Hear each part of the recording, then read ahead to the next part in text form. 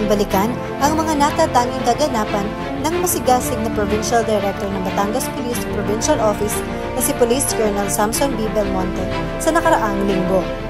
Ating panoorin sa PDs in Action. Nagsagawa ang Batangas Police Provincial Office ng Enrichment Seminar on Renewal of Vows for Uniformed and Non-Uniformed Couples na nagsimula bandang alas 9 ng umaga ng Mayo 9 sa kasalukuyang taon. Ginanap ito sa BPPO Covered Court, Camp Miguel C. Malvar, Kumintang, Ilaya, Batangas City.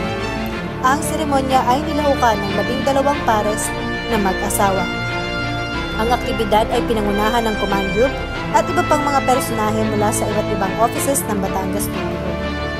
Presente sa naturang aktibidad ang butihing Provincial Director na si Police Colonel Samson B. Belmonte sa isinagawang turnover ceremony ng donation of container van na hinandog ng EEI Corporation para sa ating mga kapulisan ng Batangas Police Provincial Office. Ito ay inisyatibo ni Mr. Earl Jason Bistro. Presente din ang mga command group at iba pang mga chiefs ng mga offices ng Batangas PPO.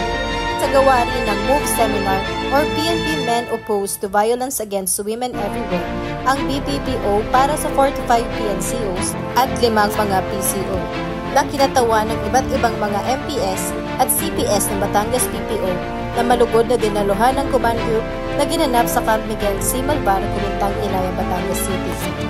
Para laging updated, tumutok lang sa Batangas Police Provincial Office Facebook pages o PKG Calabarzon New account para sa mga natatanging balita na hatid sa inyo ng inyong mga kapulisan.